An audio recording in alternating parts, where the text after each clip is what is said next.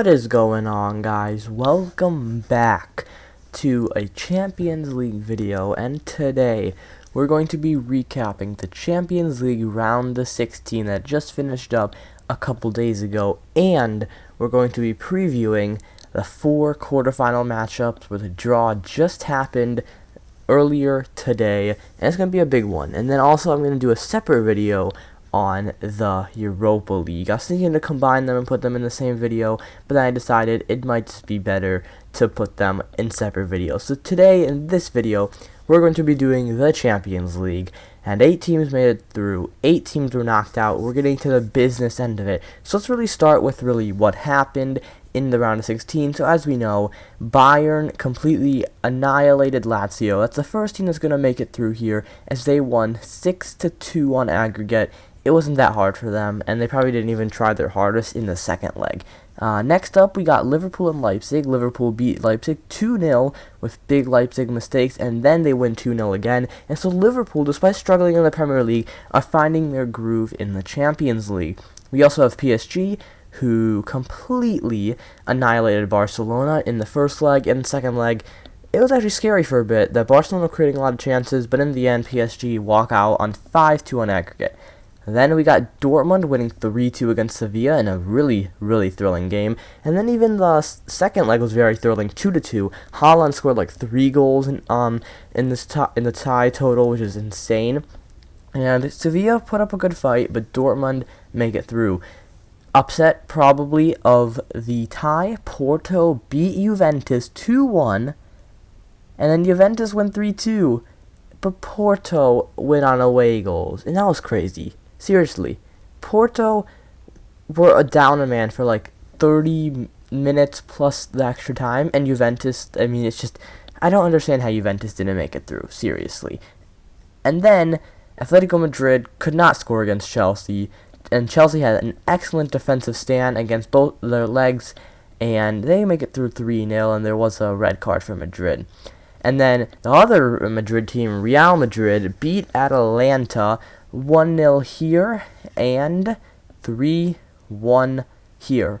It was crazy, actually, how Atalanta had a red card, and Real Madrid took a long time to beat them in the first leg, but they make it through.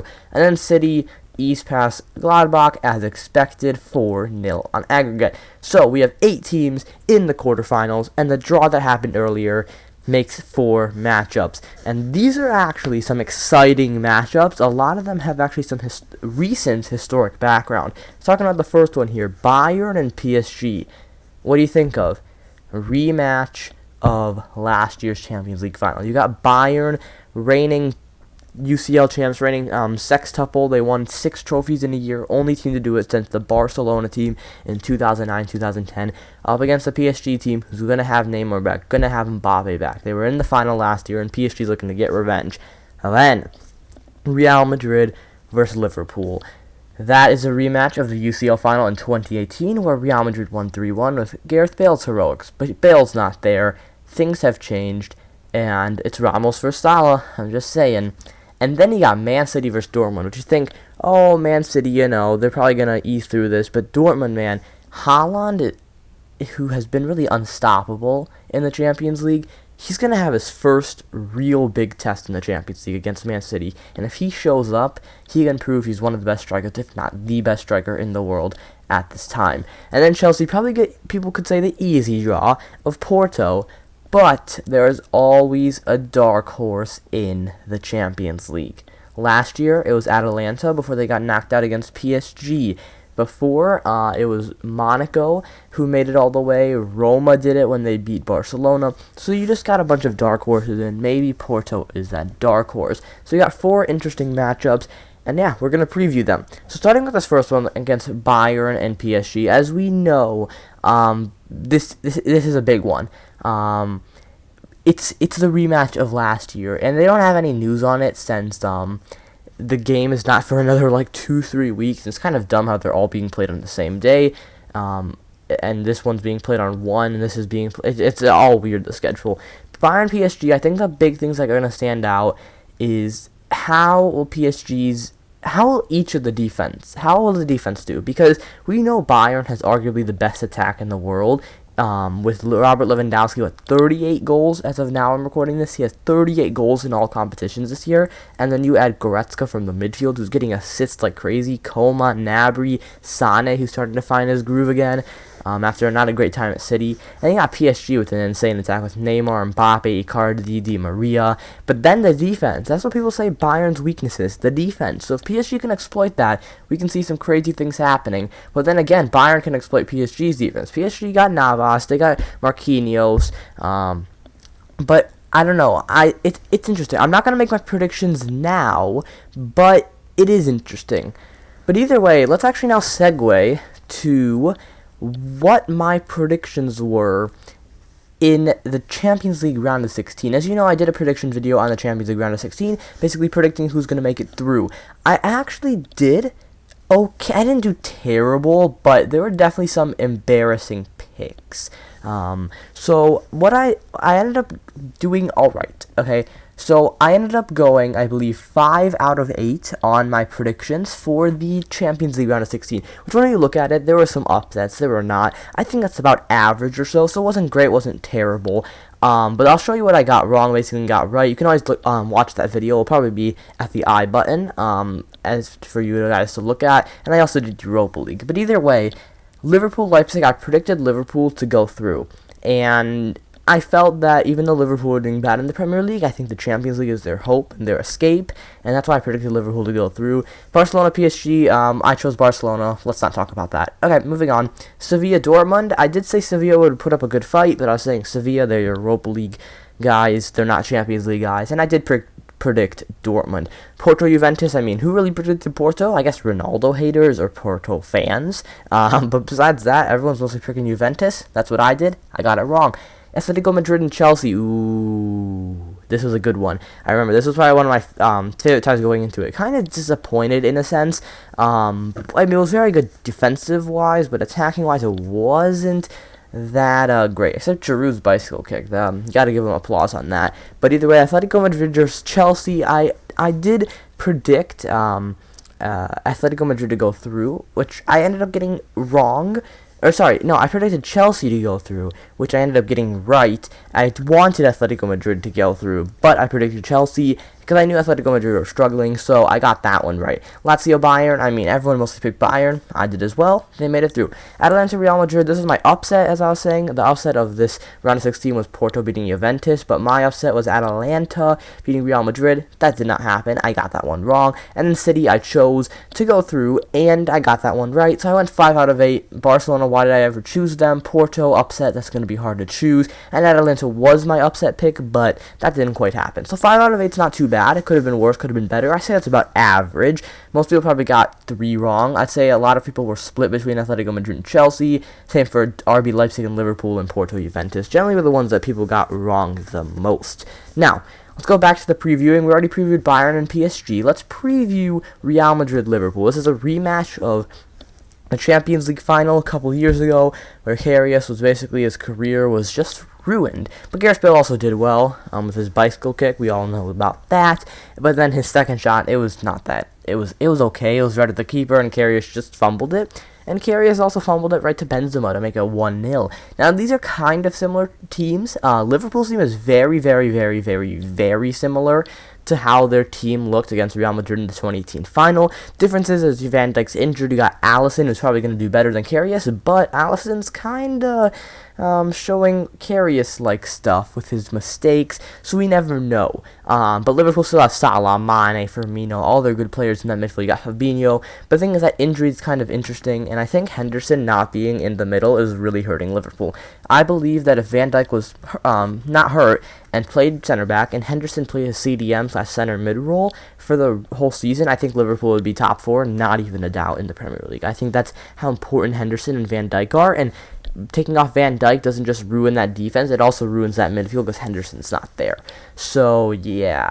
But Real Madrid, you're looking at it, and Real Madrid have had a lot of injuries, but they're starting to get them back. Obviously, you got Courtois in goal. You got Ramos, who's probably that leader of the defense. Varane, who I remember against City, was it last year in the quarterfinals? He made some key mistakes, which costed them. He does that a lot in the Champions League, but, Ramos is there to kind of ease them. One thing about Ramos, though, is he does get red cards. and sometimes misses the second leg. And when that happens, Real Madrid are always knocked out. We'll see. We will see. But then throughout the rest of the Real Madrid team, you got youngsters like Vinicius Jr. and Rodrigo. Vinicius Jr. is looking really good, except for his finishing. And then Benzema, he's very consistent. He's the only true consistent attacker on that team. Obviously, Hazard's been hurt the whole season.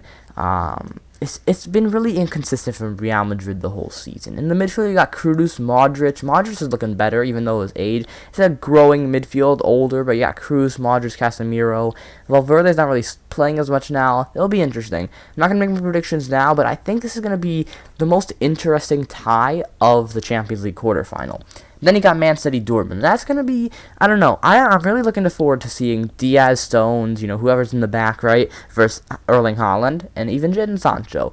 But you're looking at this, and you're seeing a Man City team that is very, very well-rounded. Maybe not in the attack against a Dortmund team who has a very good attack, but their defense is very, very costly at times.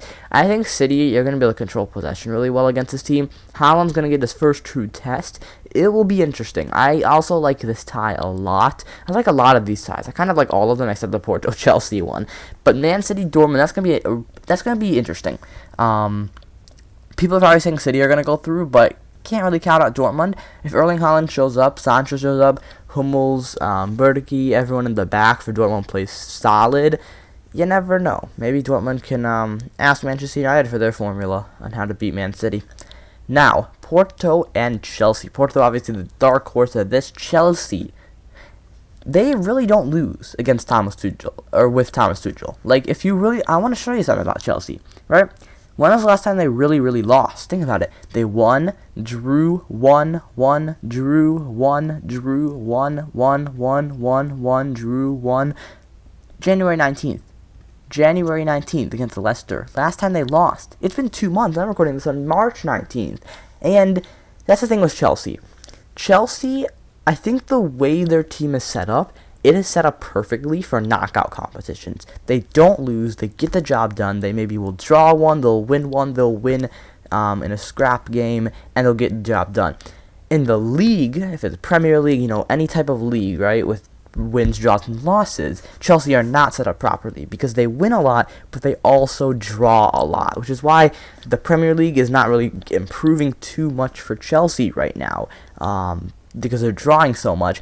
But in a Champions League, if you draw, you always got the second leg, and if you draw, like, say, 2-2 and you're on the road, it's actually pretty good for you. I see this game, I don't see Chelsea losing in any of the legs here, but I can actually really, really see Porto and Chelsea drawing both of the legs, and then one team going through on away goals, or this going to extra time. I don't know. I see Porto giving up a good fight. I think a lot of people, with how Porto did against Juventus, I think there's two ways people are saying. People are saying, okay, Porto's luck ends now. Chelsea are going to annihilate them. Or people are saying Porto are going to go through to the semifinal. It's going to be either annihilation, Chelsea domination, or Porto just going through. It'll be interesting. I'm saying that for all the games, aren't I? But it's the Champions League quarterfinals. I mean, come on. They better change these so that the games are not on the same day. But either way, that's going to be it. That is my recap for the Champions League round of 16 and the quarterfinals. Obviously, the predictions are not going to be coming out for a couple weeks because of international break and things like that. But tell me, guys, what you think about the Champions League. Don't put your predictions down in the comments. Do that for the prediction video when it's coming out in 2 weeks. But tell me, guys, what you think. What is the most intriguing tie for you? What is the least intriguing? What do you think the upset alert could be? What do you think the key players are? I'll quickly do some of that. Key players for every team. Bayern, I don't think it's Lewandowski. I think it's actually going to be David Alaba.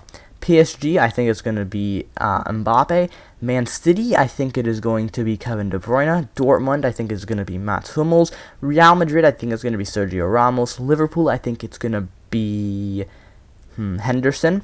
Porto, I think it's going to be... Oh, that's a hard one. Takimi, probably. And then Chelsea, I think the main man is going to be... Ooh, that's a good one. Man, these are hard questions. I think the main man for Chelsea is going to be Timo Werner, actually. Some interesting ones. You don't always have to take the best player and say they're the main man. It just depends on the scenario. The reason I'm saying, like, for example, Bayern, why Lewandowski's not the key man. I think Alaba's the key man because they have to stop Neymar and Mbappe. Because you know Lewandowski's going to get the job done, but can Alaba stop Neymar and Mbappe? That's the kind of, you don't always choose the best player, right? But either way, that is the quarterfinals preview. Round of 16, slight recap. In a couple weeks, I will be doing the Champions League predictions and see how I do. I'm going to try to go for at least 3 out of 4 on these. But tell me guys what I think in the comments for all the stuff I said, and that is going to be it. I hope you guys enjoyed. Subscribe if you like the content, like the video, like it because that is what it's for. I was off for about 8-9 days without any content, so back-to-back days of content, as tomorrow is going to be Europa League stuff. See ya then. Bye-bye. Man, only if Manchester United were in the Champions League. Next year, we got it. Come on.